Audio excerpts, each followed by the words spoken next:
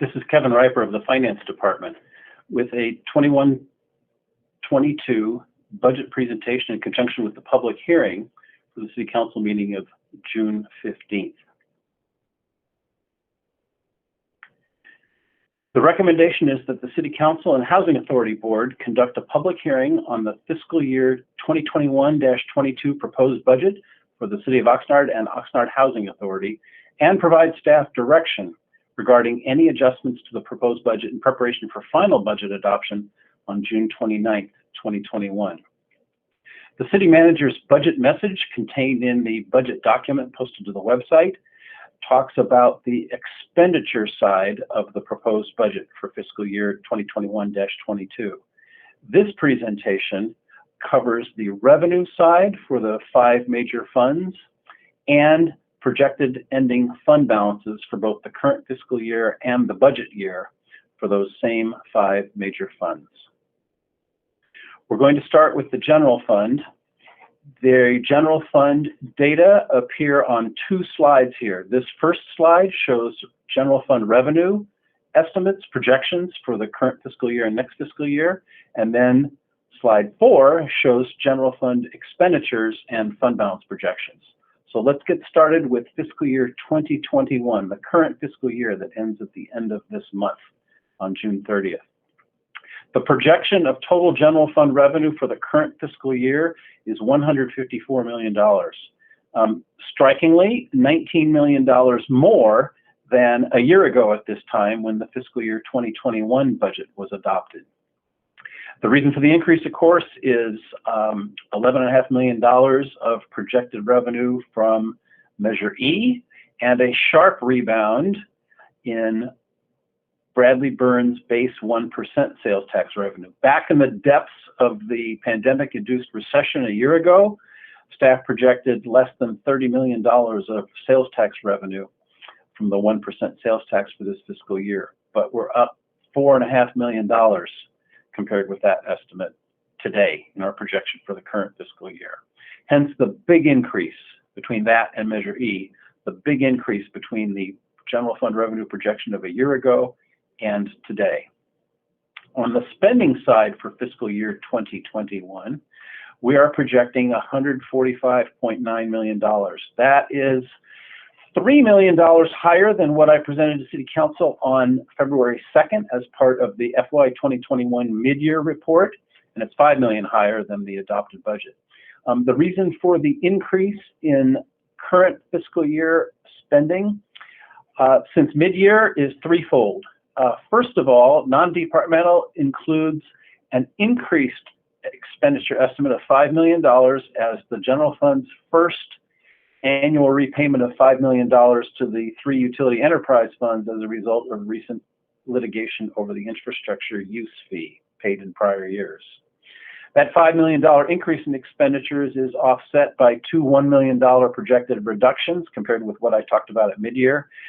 We expect higher salary savings versus appropriations of an additional $1 million above and beyond what I projected on February 2nd.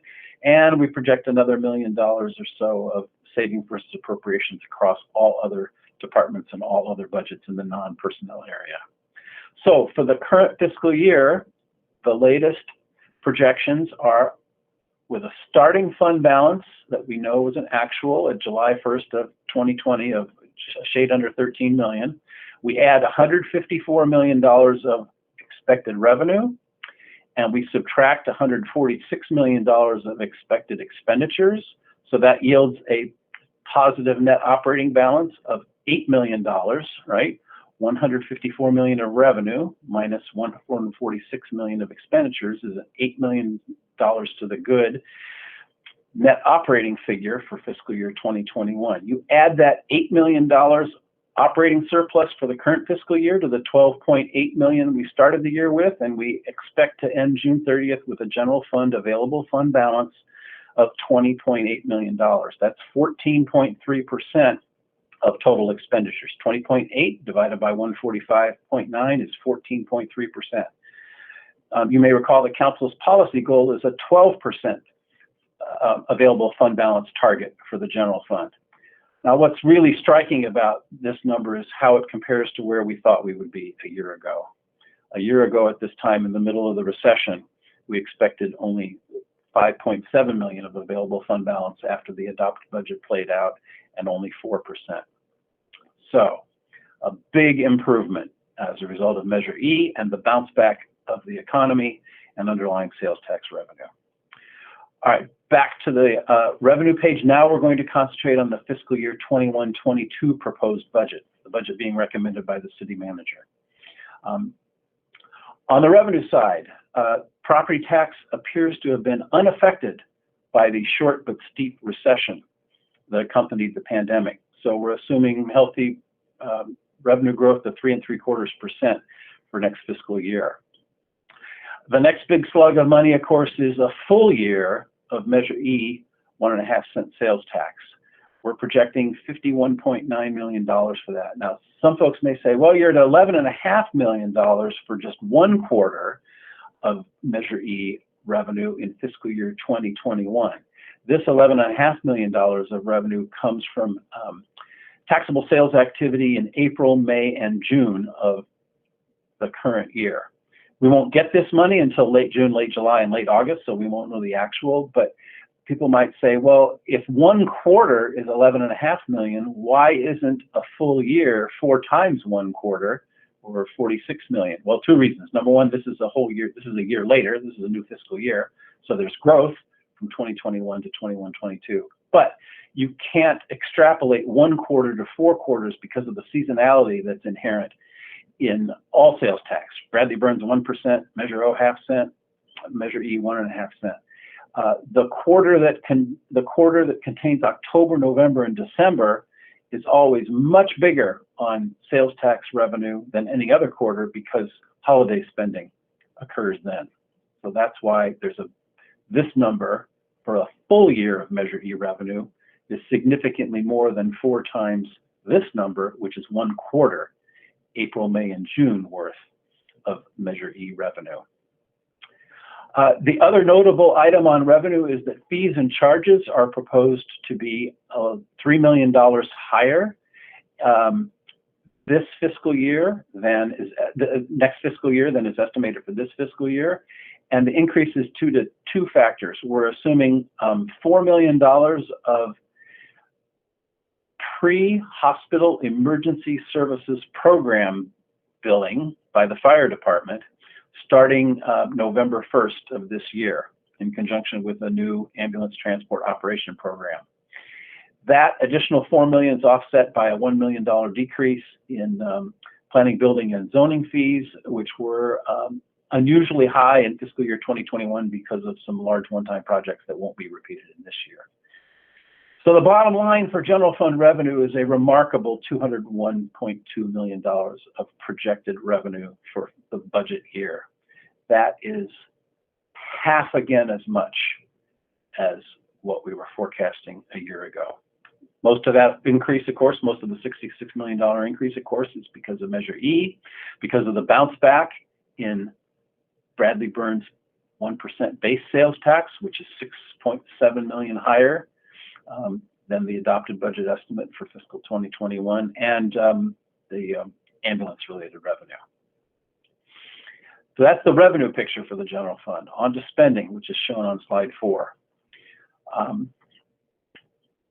The city manager's budget message explains the underlying changes and recommended programs and appropriation levels for the spending side of the general fund. So I'm not going to go through that here. We're concentrating on revenues and fund balance projections in this presentation. Suffice to say that of the $201.2 million of revenue, the city manager is recommending that almost all of it be spent. A slight operating surplus of $400,000 would be added to the starting fund balance, of $20.8 million. But there's a big change in the way that we are budgeting for salaries and benefits in fiscal year 2021-22. For many years in the past, each of the operating department budgets contained an assumed negative appropriation for vacancies, because we knew that not every position would be filled for the entire year. And indeed, vacancy savings always did occur. But in this budget, because there's so many new positions being added, it becomes much more difficult to project which departments will have which vacancies for how long. So the budget conservatively assumes that for the 53.5 positions being recommended to be added to the general fund, all such positions be funded for the full fiscal year. There's no single department, not any department, has a vacancy savings target to achieve. But it's obvious that not every position approved by City Council is going to be filled on the first day of the fiscal year. And we have other vacancies that already exist that need to be filled. And there will certainly be more turnover throughout the fiscal year, just in the course of normal organizational behavior and individual employees' employment choices. So it's not realistic to assume in the aggregate for the whole $200 million general fund budget that there won't be any vacancy savings. So based on history, the finance department is projecting a 9% vacancy savings total across the entire general fund. But it's not allocated to any specific department like it was in years past. It's literally below the line. It's a macro assumption for the entire general fund budget. So in addition to a projected CIP carryover, you got to add $11 million to the small operating surplus to get to a projected ending available fund balance at June 30th, 2022. This number is for 2022. These two numbers are projected available fund balance at 2021. A projected ending available fund balance at the end of next fiscal year, June 30, 2022, of $32.2 million, and that's 16% of total expenditures of $200 million. 32.2 divided by 200.8 is 16% even. As mentioned on the when I was talking about 2021, the council policy goal is a 12% reserve for the general fund. So that's the general fund. On to the Measure O fund, the half-cent transactions and use tax. We are projecting that this fiscal year, because of the bounce back in sales tax revenue that I described on the previous pages for the general fund, that we're going to have a very healthy $16.6 million of Measure O sales tax revenue, and that we will end the fiscal year with a $5.8 million projected ending fund balance in a couple of weeks. That's our current projection. So you carry that number forward to the start of fiscal year 2021-22, beginning estimated fund balance of $5.8 million, add $17.3 million of projected half-cent sales tax revenue, and this number is easy to calculate because it is exactly 1/3 of this number. The Measure O half-cent sales tax is 1/3 of the Measure E 1.5-cent sales tax. So the Measure O sales tax forecast has to be 1/3 of 51.9, and it is. It's 17.3 million. There's several more years of the scheduled loan repayment by the general fund to the Measure O fund as a result of the 2015 loan made by the general fund to the Measure O fund to the general fund for $16 million to help the general fund out in the middle of the past decade. These $1,875,000 payments continue through fiscal year 24-25, and by the end of that fiscal year, the loan is paid off in full. So we start with $5.8 million of fund balance in the Measure O for next fiscal year. We add $19.3 million of revenues. We subtract $18.1 million of expenditures, all of which are devoted to previously funded programs in the Measure O fund. And we have a net operating surplus of $1.2 million, projected for $1.2 million. Add $1.2 million to the 5.8 beginning fund balance, so you get a $7 million projected ending fund balance at June 30th, 2022. That's the Measure O fund. To the utility enterprise funds, first water, then wastewater, and then finally environmental resources. Current year, started these fund balances, I need to say, and the staff report makes a big point about this.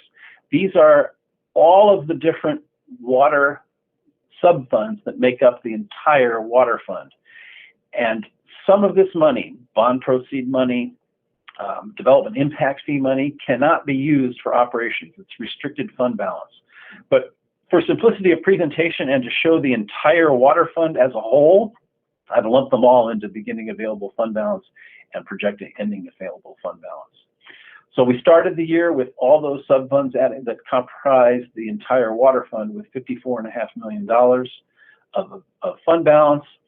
We project a little under $84 million of revenue in the current fiscal year, but that's inflated by $16.8 million of bond proceeds, bonds that were sold in February to pay for the Aquifer Storage Retrieval Well project and the Monemia Road Pipeline Extension project. So that's a one-time infusion of revenue.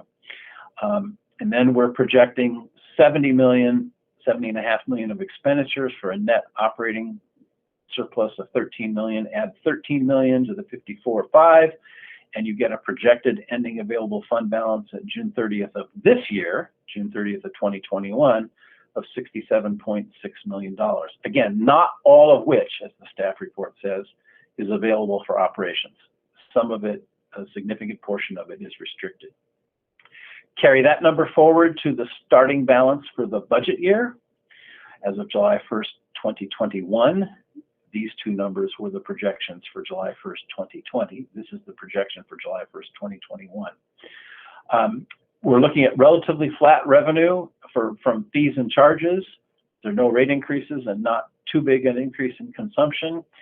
No bond issues, so there's not an artificial inflation of available resources during fiscal year 2021-22.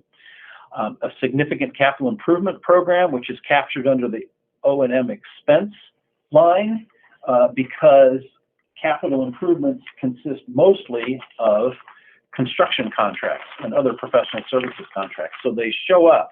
The fiscal year 2021-22 capital improvement program shows up mostly in the other O&M and expense line, not in the capital outlay line. And the projected CIP for all the different funds in the water fund is $23.2 million. So well over a third of this other O&M expense is the projected CIP. So you include the CIP along with all the operating expenses to run the water fund, totals of $92 million, which is a net annual activity of minus $24 million. So you have to subtract $24.4 million from $67.6 projected starting balance, and you end up with a projected available ending fund balance at June 30th, 2022. Again, these two numbers are the projections a year ago from 2021. These two projections are projections as of June 30th, 2021. This projection is as of the budget year, June 30th, 2022, not 2021. That $43.2 million, again, as the staff report says, not all of that's available for operations, but in the aggregate, that represents about 47% of annual expenditures. 43.2 divided by 92 is 47%. The council policy target for the water fund is 25%.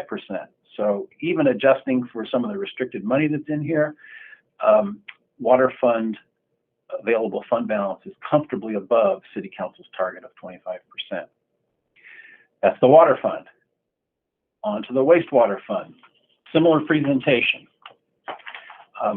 We are projecting that, well, we know that the current fiscal year, back on July 1st, 2020, started with an available fund balance of $46.7 million. Again, just like with the water fund on the previous page, this wastewater fund includes all wastewater funds, sub-funds. It includes development impact fee. It includes a little bit of unspent bond proceeds. So not all of this number was always available or would always be available for operations. But to show the fund in total, I've included everything in this first row. Not much going on the major revenue source for the wastewater fund for the current fiscal year. And because of CIP carryover, much less O&M expense than we expected a year ago. So we're projecting $52 million of revenue, 40 of expenditures, $11 million operating surplus for the current fiscal year, such that the projected ending fund balance at June 30th, 2021, the end of this fiscal year, the end of this very month, would be $58 million, right? $11.3 million operating surplus on top of $46.7 million starting fund balance. Just like with the water fund, carry that forward to the beginning available fund balance at July 1st, 2021. This is the 21-22 proposed budget, so this number is as of July 1st, 2021. These two estimates for the current fiscal year were as of July 1st, 2020. Slight increase in revenue is assumed, and because there's a assumed bond sale to pay for capital projects, we have revenue of $72.3 million recommended for fiscal year 21-22.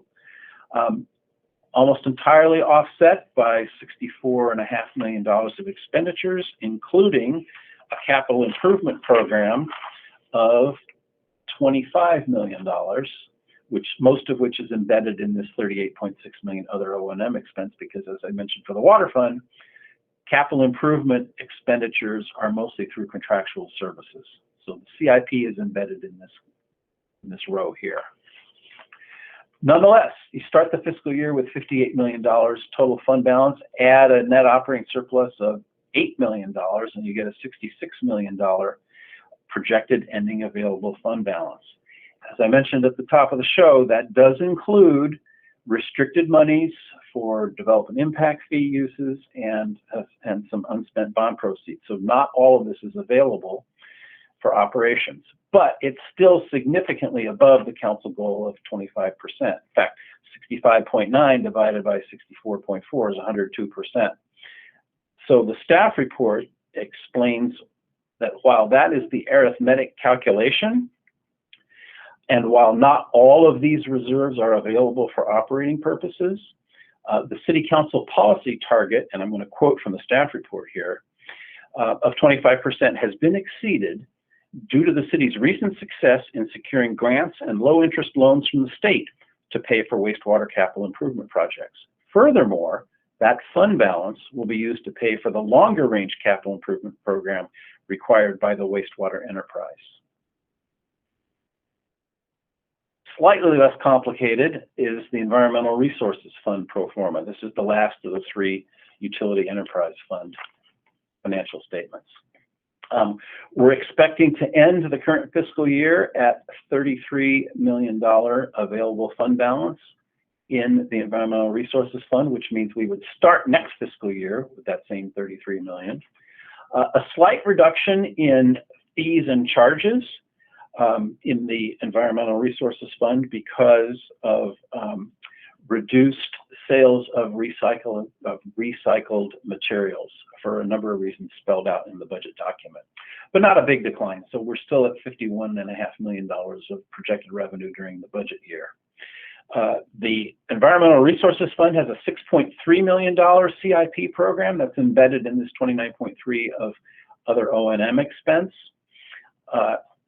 So if you add the CIP plus the operating expenses it takes to run the Environmental Resources Fund, you get $63.3 million of projected expenditures, which eats into fund balance by almost $12 million.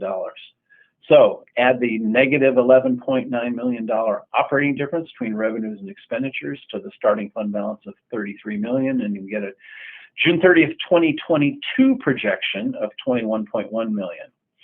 The subheading says June 30th, 2021 because it applies to these two projections for the current fiscal year, but this $21.1 million ending fund balance projection would be as of June 30th, 2022, because this is the fiscal year 2021-22 proposed budget.